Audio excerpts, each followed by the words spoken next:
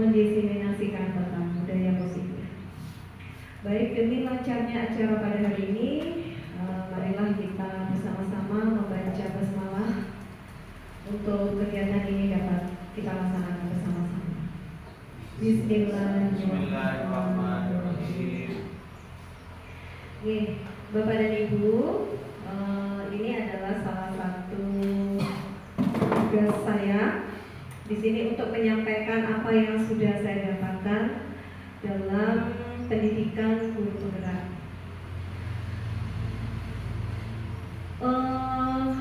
Bapak dan Ibu, dalam kita mendidik anak-anak, memang kita didasari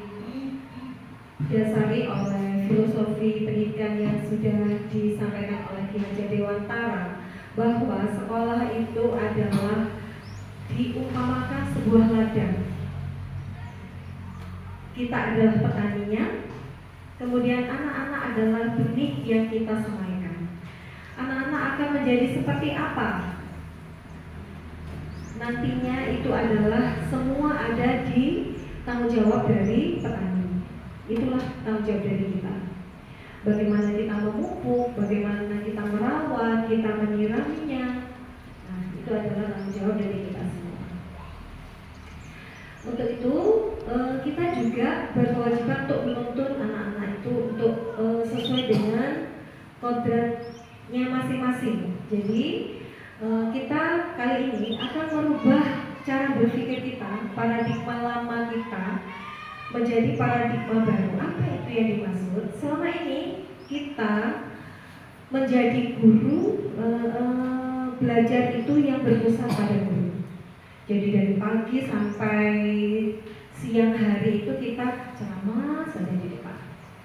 Nah, kita akan merubah itu, kita akan menjadi guru yang kita lakukan setiap harinya berpusat kepada siswa atau kepada murid kita. Nah, sebelum kita mulai, saya kepingin ada game sebetulnya mau berdua-dua ini, berdua-dua, oke. Nah, nanti salah satu secara bergantian, yang A akan menggenggam sesuatu itu yang benar-benar tidak boleh diketahui oleh temannya. Nah, temannya yang A yang mempunyai sesuatu, yang B ingin tahu apa isinya. Bagaimana cara jenengan untuk mengetahui isi dari apa yang disembunyikan yang dimiliki oleh teman jenengan. Nanti secara bergantian. Ketika saya sudah menyampaikan cukup, ganti, nanti bergantian. Gitu. Nah, nanti saya akan tanya bagaimana perasaan jenengan. Siap deh? Siap. Ya, kita komen saja.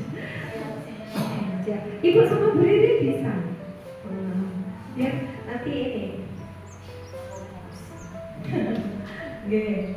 Ya, dimulai dari yang A. Mau ke siapa dulu? Yang sebelah kanan. Yang sebelah kanan A, yang sebelah kiri B, gitu ya. Biar enak ya. Oke. Monggo, silakan.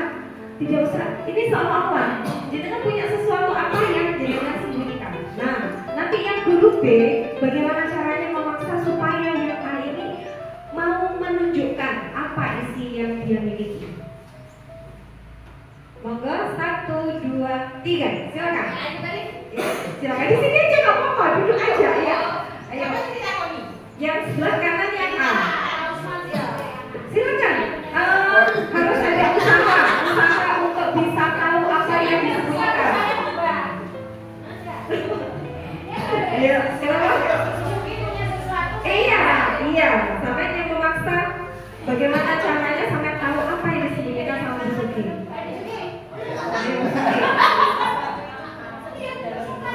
Iya, tidak harus benda, kan sesuatu itu tidak harus benda. Apa yang jenengan genggam ini, yang jenengan ini sudah jenengan rasa, dia tidak boleh tahu. Gitu. Bagaimana caranya? Ya, silakan. Tapi harus dipaksa. Bagaimana caranya?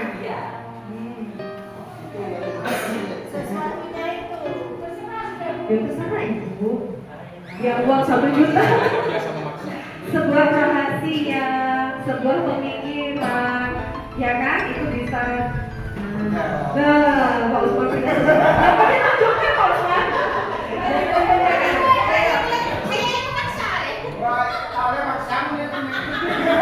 Yang sebelah kanan berarti Pak Usman dulu ya. Pak Usman dulu ya, punya sesuatu, Bu Titi yang mau masak.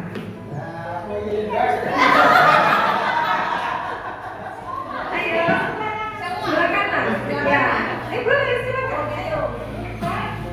Apa isinya dia?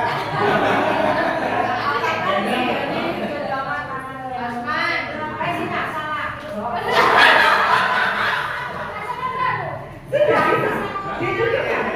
Oh tidak, belum. Oh tidak berusaha. Aku tidak biasa memaksa. Boleh. Jadi dibantuin ini cuma dibantuin aja. Ya, 1, 2, 3 ganti yang B. Ya gantian. Ganti, kita aja punya sesuatu. Oh ya. Kenapa? Ya kalau berhasil kalau ibu memberikan. Kenapa? Setiap orang kan memiliki sesuatu yang disukai. Boleh. Jangan misalkan, oh iya nanti saya beritahu. Ada yang tidak bagaimanapun akan saya simpan. Itu terserah jenengan, gitu loh. Pribadi masing-masing.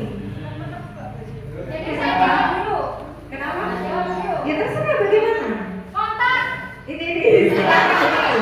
Sudah ditunjukkan. Oh hebat sekali. Berhasil berarti.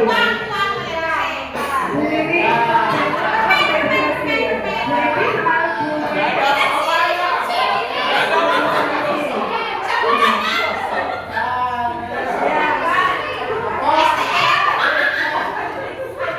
Bu Maya tidak berani.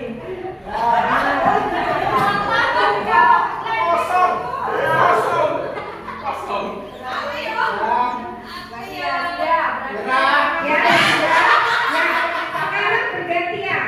Yang B yang mempunyai sesuatu yang A yang memaksa.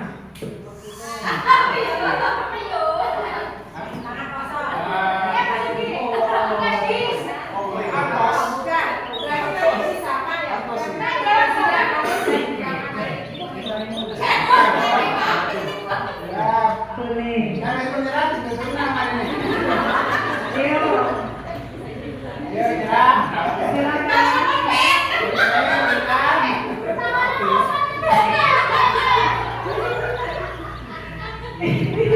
Semacam ancaman ya.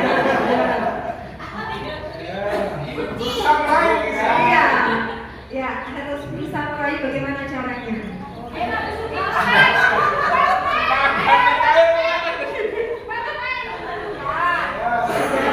Kita seru sekali bareng sama Bu Bibi. Sudah? Sudah? Kita bertiga.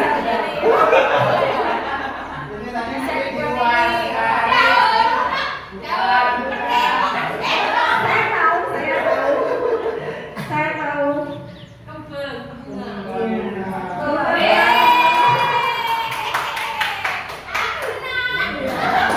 Sekarang begini. Ayo, Pak Dino. Sudah? Kita bertiga.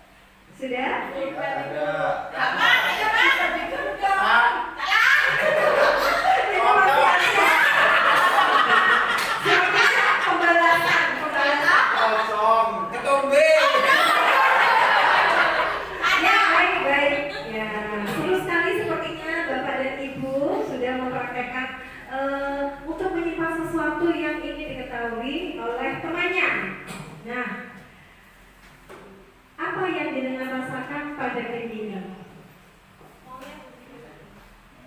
Apa yang jadi rasakan? Penasaran. Ada yang lain? Penasaran. Iya. Sama. Rasa ingin tahu yang sangat luar biasa. Ada yang pengen tahu sesuatu yang apa ya? Yang sangat diketahui. Dirahasiakan ya? Iya. Oh, penasaran. Ketika aku menemukan jawabannya, aku puas.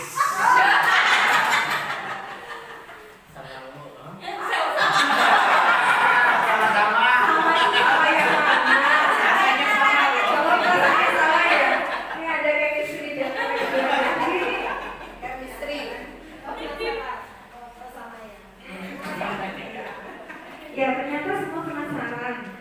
Selalu kepo istilahnya sekarang, selalu ingin tahu apa yang disembunyikan oleh orang lain. Begitu ya? Demikian juga kita seharusnya kepada anak-anak kita. Kita harus mengetahui apa yang ada dalam diri anak-anak kita. Nah, rasa penasaran itu nanti kita akan wujudkan dengan apabila kepada murid-murid kita melakukan diagnostik awal untuk mengetahui cara belajar anak-anak itu seperti apa. Nah, sesudah diketahui, mungkin kita sudah tahu semua, ada yang gaya belajarnya itu visual, ada yang auditorial, ada yang kinestetik. Nah, kita akan mengelompokkan anak-anak itu sekarang bukan berdasarkan dengan yang pintar dikumpulkan, bukan seperti itu, tapi lebih ke gaya belajar. Nah, tadi dengan masa, ya, mungkin terjadi miskonsepsi. Nah, ini kita akan belajar dengan pembelajaran berdiferensiasi. Nah, pembelajaran berdiferensiasi inilah kita mengelompokkan anak-anak berdasarkan dengan cara belajar mereka masing-masing. Dengan materi yang sama, tapi dengan gaya belajar yang berbeda.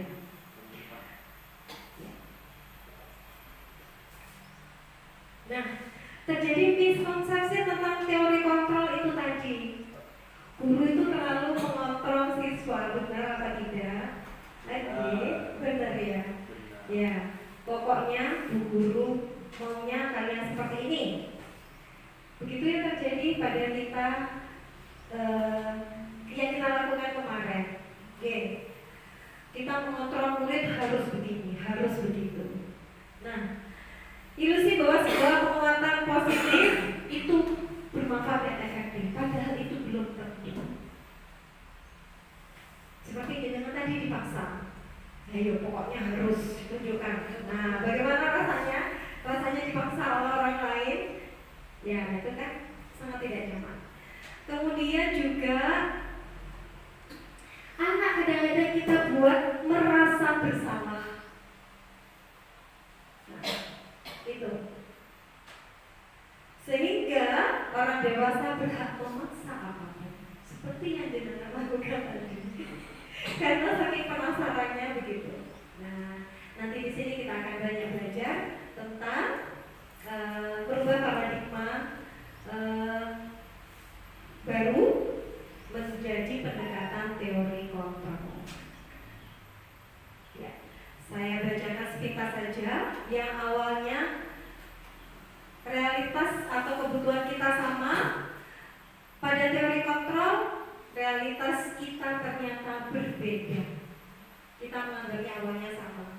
Kemudian semua orang terlihat hal yang sama, setiap orang memiliki gambaran yang berbeda. Itu yang terjadi pada anak-anak didik kita. Kita mencoba mengubah orang agar berpandangan sama dengan kita. Nah, di teori kontrol kita berusaha memahami pandangan orang lain tentang dunia.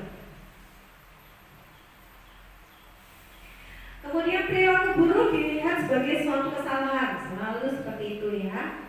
Nah, padahal belum tentu karena semua perilaku itu memiliki tujuan. Anak melakukan sesuatu itu pasti ada tujuannya. Orang lain lain bisa mengontrol saya, hanya saya yang bisa mengontrol. Betul?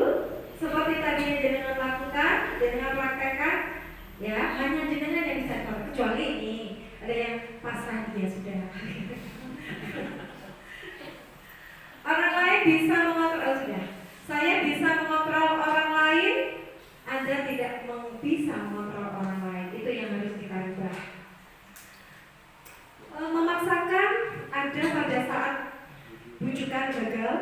Nah, ketika dibujuk gagal, dipaksa. Sorry, dia apa? Ayo, awas.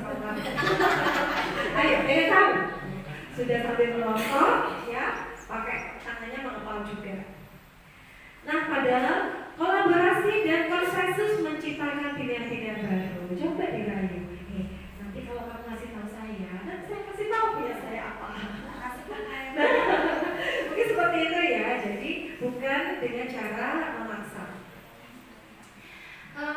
Model berpikir menang kalah dan yang kita paradigma barunya model berpikir menang dan menang, sama-sama menang, bukan menang kalah. Jadi kita bukan mencari menang kalah, tetapi kita sama-sama. Lanjut Pak. Nah, sekarang untuk budaya positif ini kita dasari dari disiplin positif terlebih dahulu. Saya yakin, saya percaya jenengan semua sudah melakukan ini semua, sudah disiplin terhadap apa saja nilai-nilai yang sudah jenengan yakini itu benar. Kita tidak mungkin mengajarkan pada anak-anak sesuatu yang buruk, itu tidak mungkin. Saya yakin, saya paham. Nah, nilai-nilai kebajikan yang sudah kita miliki ya kita pertahankan. Karena disiplin positif merupakan salah satu cara menanamkan disiplin dengan tujuan menumbuhkan kesadaran. Jadi anak itu harus sadar secara sendirinya untuk memberdayakan peserta didik tanpa imbalan. Sebetulnya kita memberikan reward, memberikan hadiah ataupun memberi hukuman itu, nah, apakah itu menimbulkan efek yang baik? Ternyata itu tidak. Nanti anak kalau diberi hadiah, dia akan melakukan sesuatu dengan mengejar hadiah itu. Tapi dengan kita memberikan hukuman, apakah membuat efek jerah? Ternyata tidak. Sebagai pendidik, tujuan kita adalah menciptakan peserta didik yang memiliki disiplin diri sehingga mereka berperilaku mengacu pada nilai-nilai kebajikan universal dan memiliki motivasi dari dalam dirinya untuk merubah perilaku yang lebih baik. Memang harus diawali dari kita sebagai pendidik. Nah, nilai-nilai kebajikan yang kita pada saat ini adalah terutama di pendidikan adalah profil pelajar Pancasila. Yang pertama, beriman bertakwa kepada Tuhan Yang Maha Esa. Kemudian kebinekaan global, mandiri, gotong royong, berakhlak kritis, kreatif. Itu. Nah, tujuan kita yang utama adalah nilai-nilai kebajikan dalam hal itu. Lanjut Pak, ini contoh-contoh lainnya nilai-nilai yang disepakati bersama. Ya, lanjut Pak. Mengapa nilai-nilai itu harus kita tumbuhkan? Karena pada dasarnya manusia itu memiliki kebutuhan dasar. Kebutuhan dasar yang dimiliki manusia itu harus terpenuhi dulu untuk kita bisa melaksanakan segala hal. Adapun kebutuhan manusia, menurut Dr. William Grace itu ada 5. Nah, yang pertama kebutuhan untuk bertahan hidup atau survive. Kebutuhan ini adalah kebutuhan untuk mempertahankan keberadaannya di dunia ini. Ya, tuh. Kemudian yang kedua adalah cinta dan kasih sayang, love and belonging. Kebutuhan ini manusia mendapatkan apa perhatian, kasih sayang dari orang yang terdekat, dari keluarga, dari sekelilingnya, dari kita tentunya sebagai pendidik. Juga kebutuhan akan penguasaan atau power, pasti semua akan seperti itu, seperti tadi itu Pak Rio, ya. Penguasaan salah satu jenis kebutuhan akan mengendalikan terhadap apapun yang ada di sekitarnya. Kemudian freedom atau kebebasan, itu kita bebas bukan berarti ya yang dimaksud dengan merdeka itu bukan berarti kita melakukan segala sesuatu itu semau sendiri, tidak, tapi tetap ada norma-norma ya, rasa bebas untuk mengaktualisasikan potensi diri kita kepada orang lain. Dan yang terakhir adalah kesenangan atau fun, kebutuhan setiap manusia terhadap rasa senang atau bahagia, terhadap rasa bahagia terhadap apapun. Jika kebutuhan ini tercukupi, ya, kita dapat melaksanakan sesuai dengan segala yang kita inginkan. Next. Nah, inilah 5 posisi kontrol yang perlu kita perbaiki. Jadi model-model guru itu yang pertama ada di posisi kontrol penghukum. Di sini biasanya seorang guru itu sifatnya itu sakit ya kalau saya bilang ya. Terlalu disiplin, ya betul memang harus disiplin, tanpa toleransi dan senang menghukum. Apapun yang siswa lakukan atau membuat kesalahan sekecil apapun itu dihukum. Di sini posisi kontrol penghukum, ya. Patuh aturan sekolah, dihukum lalu berdiri di depan, lari keliling lapangan, hormat bendera, dan berbagai macam bentuk hukuman. Ya meskipun ada hukuman menulis, ya saya juga seperti itu dulu. Menghukumnya tapi saya tidak fisik ya, saya suruh menulis 25, membuat kesalahan lagi 50. Mungkin teman-teman ada yang seperti itu, ada yang mungkin fisik atau bagaimana. Fisik itu maksudnya suruh lari atau bagaimana. Oke, itu kita pada posisi kontrol penghukum. Kemudian ada posisi kontrol pembuat rasa bersalah. Nah ini begini, misalkan ada siswanya yang membuat kesalahan, tolong anak, kamu kok begini terus. Jadi kita itu membuat anak itu merasa bersalah. Nah, berapa kali bu guru harus memberitahu, bu guru kecewa sama kamu. Nah seperti itu. Jadi anak tuh merasa ya merasa bersalah yang sangat kuat. Di posisi kontrol teman, ada guru yang menjadi teman, iya sudah. Nah, semua yang kita lakukan dari penghukum, membuat rasa bersalah, kemudian teman itu tidak membuat anak menjadi lebih baik, tidak. Saya lanjutkan dulu. Kemudian di posisi kontrol pemantau. Jadi dia tuh mengawasi terus. Sebagai guru tuh mengawasi gerak-gerik anak, segala tingkah lakunya itu diawasi, ya. Kamu sudah melanggar apa peraturan dan konsekuensinya. Nah nanti untuk peraturan dan konsekuensinya ini akan kita bahas di sesi selanjutnya. Nah yang ideal kita harus pada posisi manajer. Nah, di mana di posisi manajer itu kita mencoba bertanya mengapa anak itu membuat kesalahan. Ya, pasti membuat kesalahan itu ada alasannya. Dan kita membuat, jika kamu membuat kesalahan ini, konsekuensinya apa? Kemudian apa yang bisa kamu lakukan untuk memperbaiki kesalahan tersebut. Kita ada di posisi manajer. tidak menghukum, ya. Kita hanya berusaha menggali dari dalam diri anak itu sendiri. Sudah membuat kesalahan apa dan seterusnya.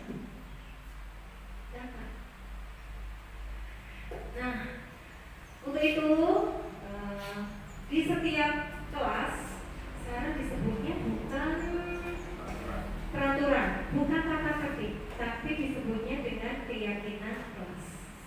Keyakinan kelas itu, Bapak dan Ibu, ini dari anak-anak sendiri. Dari anak-anak sendiri. Nah, sebentar lagi kita akan bermain-main membuat keyakinan kelas ya. Jadi nanti Bapak dan Ibu bisa mempraktekkan di dalam kelasnya masing-masing. Jadi jenengan nanti saya bagikan sedikit note seperti kemarin. Jenengan tulis apa saja yang kira-kira tidak boleh dilakukan. Tidak boleh dilakukan di dalam kelas. Nah, nanti dari keyakinan kelas-kelas ini mengerucutlah dijadikan satu menjadi keyakinan sekolah. Gitu. Jadi sekarang bentuknya bukan tata tertib atau peraturan atau seperti itu. Nah, apa yang membedakan dari keyakinan dan peraturan itu? Nanti kalau keyakinan kelas itu jika melanggar keyakinan itu ada disebut dengan konsekuensi. Ada yang disebut dengan konsekuensi atau biasa kita sebut sanksi. Nah, kalau misalkan terlambat sanksinya apa? Nah, ini bukan berupa hukuman, ya, tapi konsekuensi. Jika kamu melakukan itu, konsekuensinya apa? Apakah kamu sudah membuat keyakinan kelas? Nah, bedanya keyakinan kelas ini karena anak-anak sendiri yang membuat dan menyepakati. Nah, karena mereka sudah sepakat, iya bu, sepakat. Nah, jadi kan akhirnya, oh iya ya, ini memang tidak boleh. Nah, seperti itu. Baik. Nah, sekarang kita akan membuat sebentar. Next yang Pak. Nah, untuk bagaimana membentuk keyakinan kelas ini, memang katanya lebih abstrak daripada peraturan. Kemudian semua warga kelas hendaknya ikut berkontribusi dalam pembuatan keyakinan kelas. Jadi nanti semua buat. Misalkan, loh saya sama, nggak apa-apa. Dari anak satu kelas yang ditulis itu sama, nggak apa-apa. Kemudian nanti kita sepakati misalkan yang serupa. Nah, nanti kita, oh ini kita jadikan satu menjadi kalimat apa yang serupa ya. Jadi supaya tidak terlalu banyak, biar anak itu mengingat. Kemudian dibentuk dalam bentuk positif, maksudnya tidak ada kata tidak boleh, dilarang, jangan. Tidak boleh ada kata-kata tersebut. Kemudian berupa pernyataan universal. Jadi misal dilarang membuang sampah itu tidak seperti itu. Oke. Nah, bisa nggih? Yuk, supaya nanti bisa dipraktekkan di kelas masing-masing. Nanti jenengan biar punya keyakinan kelas di kelas kita masing-masing. Ya, saya akan bagikan.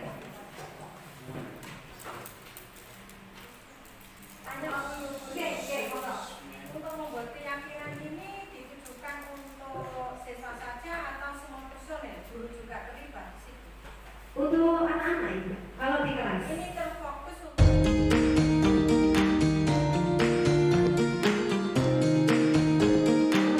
ya itu fasilitas kelas.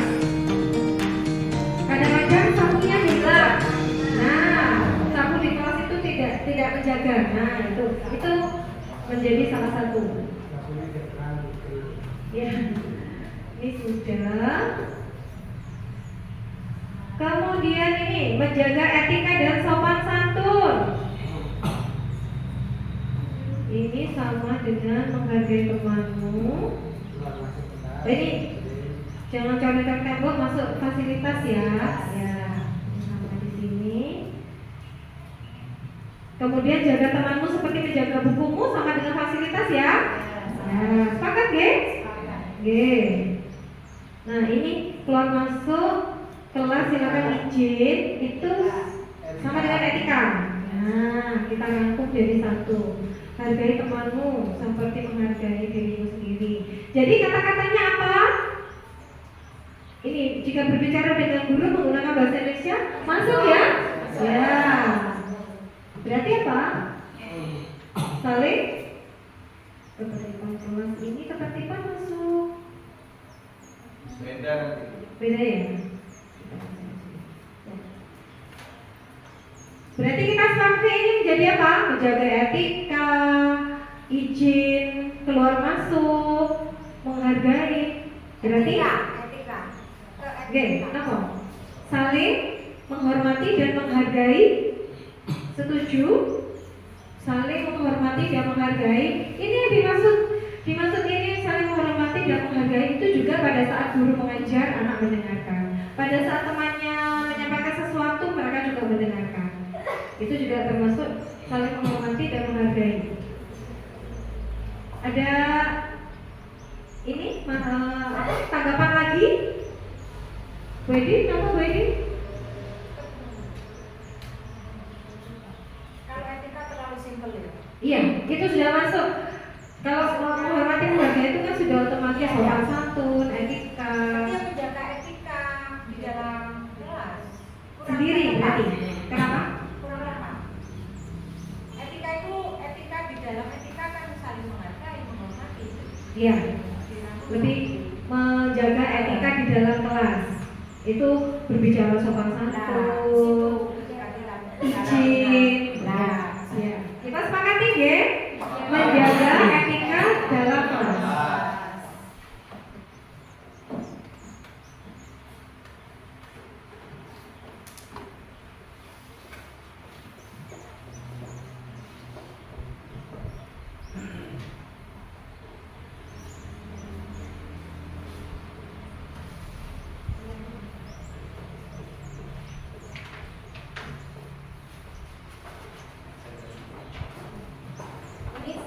Keyakinan kelas yang sudah dibuat di kelas saya.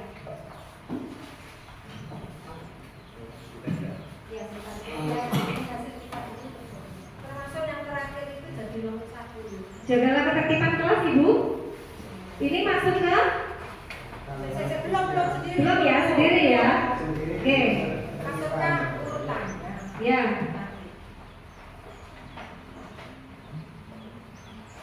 Ada yang mau ditambahkan? Ada lagi?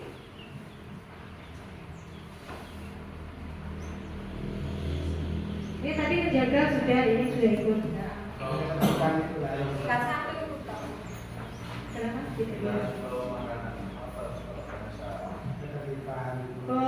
Itu termasuk sebetulnya etika ya Bu.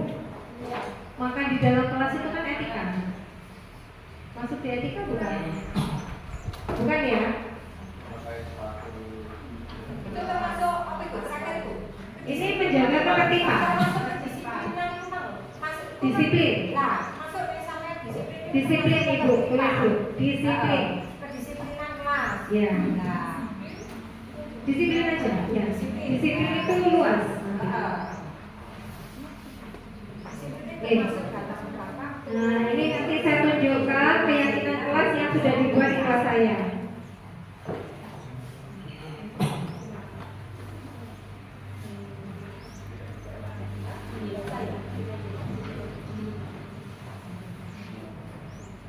Ini saya tunjukkan keyakinan kelas yang dibuat di kelas saya. Yang pertama disiplin, saling menghormati dan menyayangi. Kemudian mandiri, bertanggung jawab, menjaga kebersihan dan menjaga fasilitas sekolah.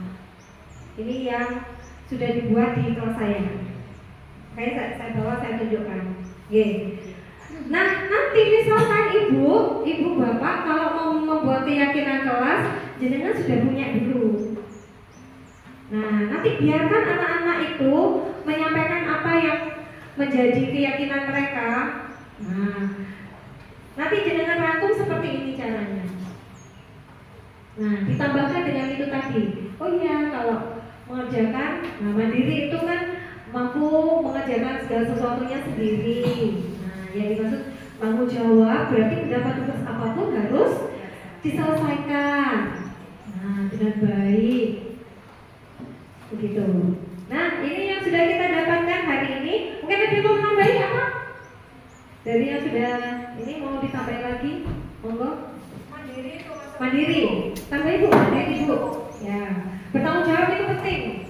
Ya. Apa lagi Bu? Disiplin aja. Ya. Mandiri. Disiplin kan hubungannya pada pembiasaan. Ya, ini hubungannya pada pembiasaan. Ya. Mandiri. Kemudian ditambahkan apa lagi? Apa tuh? Tanggung jawab. Bertanggung jawab.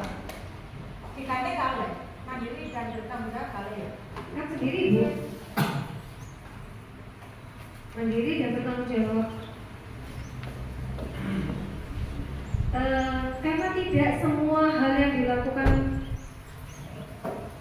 kadang bertanggung jawab itu bisa jadi yang berbentuk kelompok. Ya. Jadi kalau mandiri sesuatu yang berkaitan dengan dirinya sendiri. Okay. Nanti ya tetap maksudnya anak itu mandiri, anak itu juga bertanggung jawab. Tapi kalau mandiri dan bertanggung jawab, kalau digabung nanti pokoknya jadi satu. Okay. Ya, lain poin gitu. Sepakat? Ada lagi?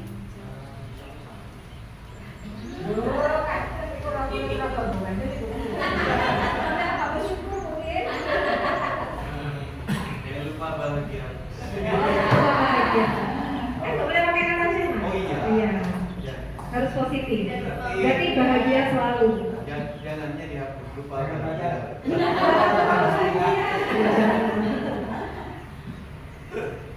Sudah ini ada lagi yang mau ditambahkan? Iya. Nah, gitu. Jadi misalkan ini juga contoh anak itu tidak mengerjakan tugasnya dengan PR, berarti melanggar tanggung jawab. Kemudian anak itu tidak memakai seragam sesuai dengan harinya, disiplin. Ya, tetap tertib Pak. Hah? Hilangkan kata-kata hadir. Itu masuk ke Wah, ini keyakinannya sudah kita buang. Oke, berarti kan masuk ke disiplin. Nah. Kemudian pada saat ujian mencontek mandiri. Seperti itu, oke. Catat ya. Hah? BCA ya. Ya, terima kasih Bapak dan Ibu. Semoga ini menginspirasi. Nanti jenengan silakan membuat di kelas jenengan masing-masing. Tidak harus seperti ini, tapi kurang lebihnya sama. Oke. Jadi poin-poin itu jangan terlalu dibuat kata-kata yang panjang yang anak-anak tuh mudah lupa. Jadi intinya di situ. Tapi jenengan jelaskan seperti tadi. Nah, kalau kamu nanti melanggar ini, berarti yang kamu langgar keyakinan kelas kita yang ini. Nanti konsekuensinya apa? Itu di atas. Ya. Tidak pernah berkata. Hormati guru. Hormati gurumu, sayangi teman. Ya, baiklah, terima kasih Bapak dan Ibu. Nanti semoga jenengan bisa membuat kita sekarang ini ke konsekuensi ya. Oke ya. Belum. Kembali kita ke konsekuensi. Jadi memang tidak ada istilah menghukum, tidak ada sanksi. Nah, yang kita buat sekarang adalah konsekuensi. Apabila anak itu, contoh masalahnya sekarang, apa? Bapak coba. Memakai baju yang tidak lengkap, konsekuensinya apa? Ya, kita kembalikan lagi kepada anak-anak. Tidak boleh konsekuensi biasanya namanya gini, ada yang membayar denda Bu, suruh pulang Bu, ya enak seperti itu. Ada begitu. Kalau menurut saya itu ketika menurut kalian kelas, pastinya kan sudah ada kalimat tadi kayak gitu, apa namanya itu, menjaga kebersihan kelas. Ya. Nah nanti pasti kan terbersih di situ. Langsung Kalau melanggar. apa yang mau? Iya betul. Artinya kan begitu. Kan? Iya, langsung konsekuensi itu langsung otomatis seperti itu. Nah, kita mengharapkan ya.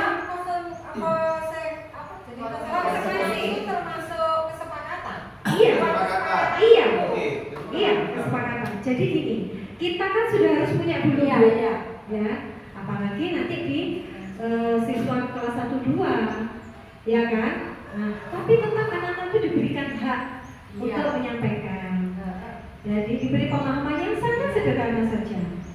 Ini disiplin kalau kamu nanti misalkan lebih terkejar karena dia ingat. ingat, betul. Yang rendah itu justru lebih mudah. Iya, daripada betul. Tinggi. Dan kalau bisa, ini mungkin ya, Iya. luar dari itu, Iya. kalau bisa setiap kegiatan, setiap harinya, setiap ini kita biasakan membuat kesepakatan kelas itu sudah pasti. Jadi kesepakatan kelas itu, ayo, contohnya, Bu, jika mau berpendapat angkat tangan dulu, itu kesepakatan kelas. Jadi tidak boleh asal asal celometan, tidak boleh. Harus izin dulu apabila mau ke belakang. Nah, itu termasuk salah satu kesepakatan kelas. Itu ditulis.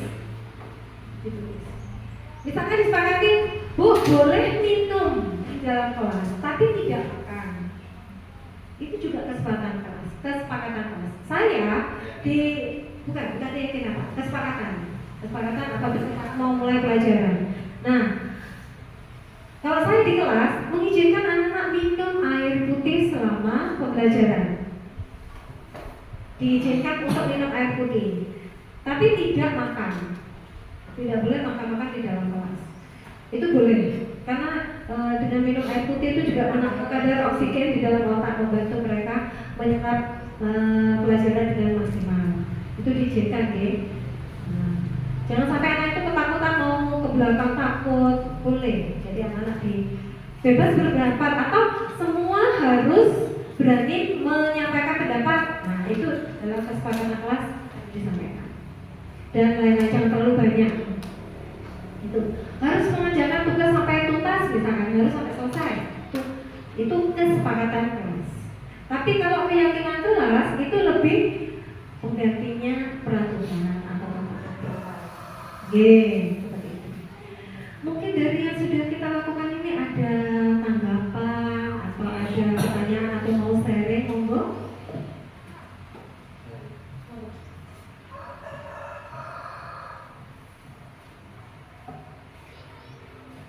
Tidak ada? Paham ya? Nah, dengan konsekuensinya juga. Kenapa? Mau sharing? Boleh? Monggo.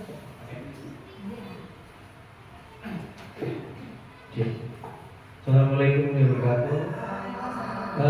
Tadi ada beberapa konsep yang dipaparkan di slide di depan. Salah satunya yaitu tentang konsep stimulus respon. Kalau tidak salah yang saya pelajari dulu ketika masa kuliah itu ada di materi tentang psikologi perkembangan dan pertumbuhan. Tentunya konteksnya masih di dunia pendidikan. Nah, di stimulus respon itu stimulus itu bahasa Indonesia itu rangsana. Respon itu respon atau perilaku atau tindakan setelah kita rangsa. Contohnya tadi anak-anak diberi reward dan punishment. Nah, itu bentuk respon sebenarnya. Bentuk stimulusnya. Misalnya anak-anak diberi uang 1.000, siapa yang bisa menjawab? Nah, itu bentuk rangsana. Nah, sebenarnya kalau tidak salah, saya hanya sekedar berbagi saja itu. Kalau tidak salah itu adalah cara membentuk karakter anak atau membentuk pola pikir anak sebenarnya. Namun di dalam beberapa teori tersebut ya masih ada beberapa kekurangan dan kelebihannya juga. Nah, salah satu yang kekurangannya mungkin di situ adalah anak atau objek yang kita stimulus atau kita rangsang itu diibaratkan seperti benda. Jadi tidak punya tidak punya analisa sendiri, tidak punya pemikiran tersendiri. Jadi kalau di teori itu di teori psikologi, contoh atau objek yang dibuat pelatihan itu adalah tikus. atau kelinci percobaannya lah tikus. Jadi di sekelilingnya itu kan dikasih setrum-setrum, nah di situ dikasih pintu. Jadi stimulusnya ketika ke sana kena setrum, ketika ke sana. Nah, akhirnya terbiasa. Nah, di situ mungkin nyambungnya ke teori pembiasaan atau behaviorisme itu kan nanti. Jadi anak-anak sudah terbiasa dilatih, akhirnya sudah muncul tekanan di bawah sadarnya sehingga tidak melakukan hal tersebut lagi. Cuma di situ kekurangannya mungkin menurut saya adalah anak-anak tidak diberi kebebasan atau ya dibentuk saja bukan dibina. Jadi di anak-anak di situ tidak dianggap punya potensi sendiri-sendiri. Padahal kalau menurut Ki Hajar Dewantara tadi seperti yang disampaikan Ibu Adri tadi bahwa anak-anak itu memiliki kodratnya dan potensinya masing-masing. Ya mungkin itu sekedar sharing dan ya dari saya, terima kasih. Ya, terima kasih betul sekali Pak Nana. Mungkin orangnya ada yang mau sharing juga, boleh. Sepertinya mungkin kita kadang-kadang seperti itu. Siapa yang bisa menjawab mendapatkan reward ya? Rewardnya memang diganti. Oh, jangan permen, diganti bintang dan sebagainya. Mungkin awalnya dirubah bisa seperti itu. Oh, saya ini tadi belum menyampaikan lagi tentang teori kontrol tadi Bapak, bahwa anak-anak yang dihukum ternyata itu meninggalkan rasa dendam. Diingat-ingat betul. Kita kan tidak menyadari. Nah, sedangkan pada saat kita dibuat rasa bersalah, itu timbul rasa penyesalan yang dibawa terus. Iya ya, saya sudah menyakiti hati guru saya sudah menyakiti hati. Nah, sehingga itu tidak membuat anak jadi berkembang. Dia terbawa oleh rasa bersalah yang luar biasa. Sedangkan kalau anak yang dihukum terus itu ternyata dia menyimpan rasa dendam tanpa kita sadari. Kelihatannya manut ya, tapi di dalam hatinya itu apalagi mungkin dia merasa tidak seperti yang dituduhkan. Kadang-kadang seperti itu. Tidak seperti yang gurunya sudah dia punya alasan. Nah, kita sekarang akan bermain-main di segitiga restitusi. Nah, ternyata dalam menyelesaikan masalah itu kita menggunakan segitiga restitusi ini dengan cara ya, yang pertama menstabilkan identitas. Kita semua akan melakukan hal yang terbaik yang bisa kita lakukan. Jadi kita tanya dulu apa yang terjadi. Kita dengarkan dulu dari anak tersebut. Nah, ini misalkan ada sebuah kasus, kita sebutnya sebuah kasus. Dalam menyelesaikan sebuah kasus, kita tanya dulu apa yang terjadi pada anak itu. Biarkan dia menyampaikan semua yang ada di dalam dirinya. Dia sampaikan terus semua. Nah, kemudian kita memvalidasi tindakan yang salah. Iya, kita mencoba berada di posisi anak tersebut ketika dia melakukan kesalahan. Kita mencoba mengerti. Nah, kemudian baru yang terakhir kita menanyakan keyakinan. Apakah yang sudah kamu lakukan itu sudah sesuai dengan keyakinan kelas yang kita buat? Nah, seperti itu. Kemarin sedikit saya langsung praktekkan di Hafiz ya, Bu. Kemarin waktu ada, ini memang nyata. Di kelas saya juga nyata, sudah saya lakukan juga untuk segitiga restitusi. Kemarin kebetulan muridnya Bu Edi, Hafiz itu melempar batu yang tidak pada sasarannya, ya, tidak pas pada sasarannya sehingga menimbulkan kebocoran. Jadi ada kepalanya yang luka. Nah, karena memang Hafiz ini termasuk anak yang berkebutuhan khusus, saya coba tanya, kenapa Hafiz melakukan itu? Iya, tadi saya itu mau apa pinjam bola ya, mau pinjam bola, nggak boleh. Nah, saya tanya dia menyampaikan semua apa yang ada di dalam hatinya. Tapi bukan ini Bu yang Jadi dia tetap merasa tidak bersalah karena yang dia tuju bukan anak tersebut, gitu loh. Saya tetap tanya, iya, Bu Guru kalau di posisi Hafiz juga begitu juga pasti ikut kesal juga, pasti marah juga, tapi kan tidak harus melempar. Iya, Bu Guru, tidak harus melempar. Ya, nah, saya tanya begitu, ya saya tanya lagi, kalau dilempar begitu rasanya bagaimana? Sakit. Boleh marah, boleh. Di marahnya itu di lampiaskan dengan hal yang lain. Coba Hafiz kalau marah dibuat bermain atau apa?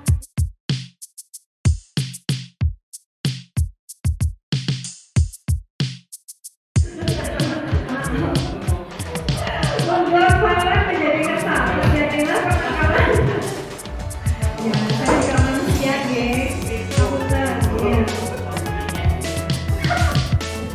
Terjadilah pertengkaran adu mulut antara Valen dan Putri yang akhirnya Putri menang. Ini kasusnya seperti ini. Monggo nanti kita buat di oh ya keteknya.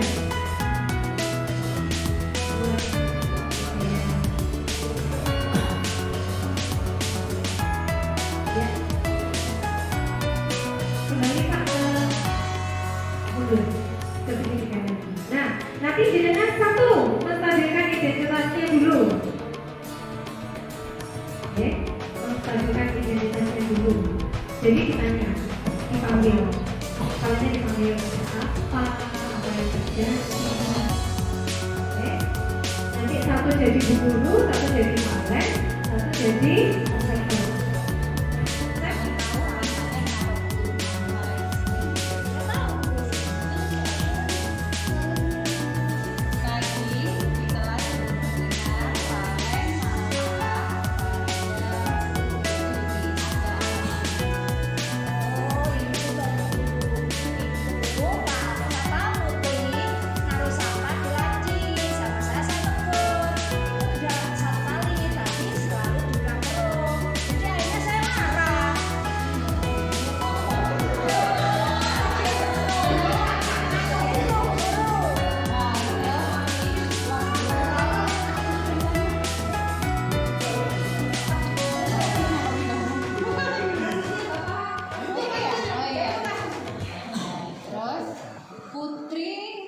Waktu itu dimarahin sama Valen? Iya, saya omeli. Sekali-kali kalau dikasih tahu satu kali jangan diulangi. Kalau berkali-kali kan lama-lama kebiasaan Bu Guru.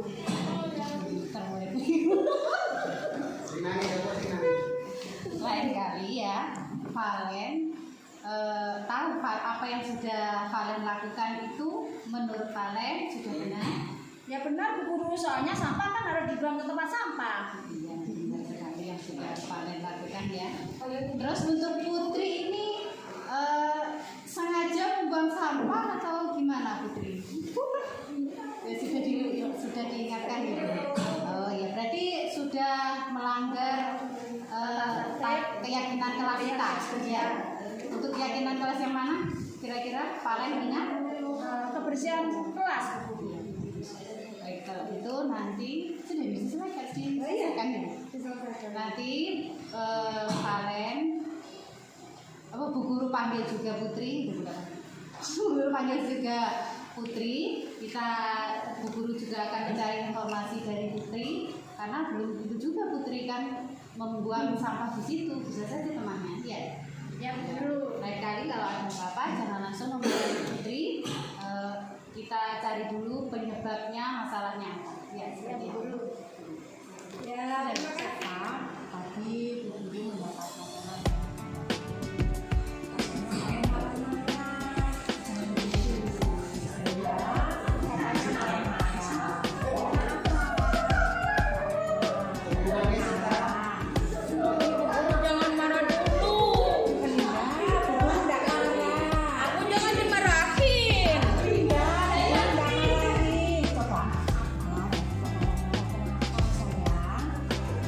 Suka gambar.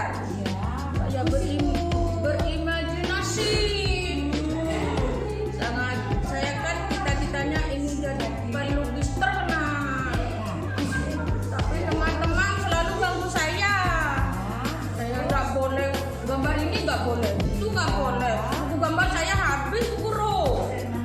Gimana terus? Saya gambarnya gimana? Buku gambar saya habis. Kasih kamu bagus. Tapi ya kata sebelumnya tapi temannya dia katanya kamu coret-coret. Ya, Enggak. Ya tapi jangan dimarahin. ya saya nggak marahin. Enggak anak yang bagus kok. Pinter loh, gambar itu pinter. Ya, cuma tempatnya yang bukan. Ya, makanya teman-temanmu nah, nanti kalau ingin menggambar yang bagus, ada yang kasih buku sama guru. Mau? Dari yang dipilih kan? Dua. Aku mau dua. Tidak juga apa-apa. Ya, Boleh. Asal janji tidak coret-coret. Saya janji tidak coret-coret tapi diberikan buku gambar. Oke, bagus. Guru berjanji. Terima kasih. Guruku cantik. Terima kasih. Guru juga minta lo ya. Jangan sekali-sekali mencoret-coret apapun yang ada di kelas. Kalau menggambar harus dibuku supaya gambarnya apa ya Pak? Bagus. Kalau Serta mencoret-coret tembok itu artinya Apa ya? Kelasnya jadi jelek. iya. Jika kita melanggar keyakinan kelas yang sudah kita sepakati bersama, kita harus menjaga keindahan kelas. Lupa tuh, Paham guru. ya? Lupa tuh, lupa. Kalau lupa mohon apa ya? Mohon maaf. Bagus supaya cita-cita kamu tercapai menjadi pelukis ya. Anda. Silakan kembali ke Terima kasih Bu Guru.